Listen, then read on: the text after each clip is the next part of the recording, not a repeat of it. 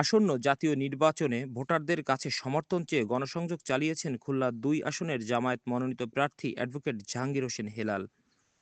শনিবার তিনি নগরীর তারেরপুকুর এলাকার রয়্যালের মোড়, খানজাহান আলী রোড সহ বিভিন্ন স্থানে পথসভা ও গণসংযোগ করেন।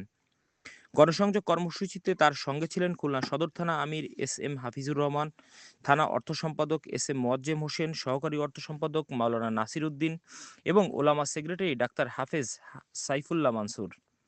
থানা সহকারী সেক্রেটারি ও ২৩ নং ওয়ার্ড সভাপতি হুমায়ুন কবির, ২৩ নং ওয়ার্ড সেক্রেটারি সাব্বির তরফদার।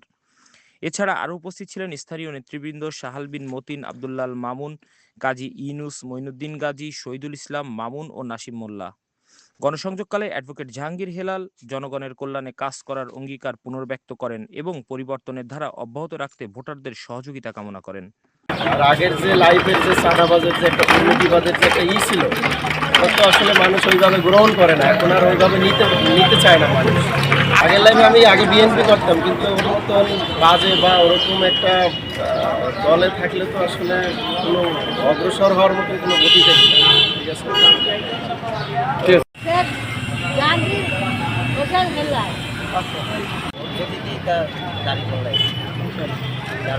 বলেন, কথা বলেন, হ্যাঁ কথা বলেন। এখন আল্লাহরে ভয় পেলে তো মানুষের পকেটে টাকা মারা যাবে না, মানুষের ফাও কাছে মারা যাবে না। আমি একজন ভালো প্রার্থী চাই, যাতে দেশটা ভালো থাক, আমরা দুটো ডাইভার থেকে শান্তি থাকতে পারি। আমার কোনো চাওয়া নেই, আমার চাওয়া আছে দেশ ভালো থাকলে আমরাও ভালো।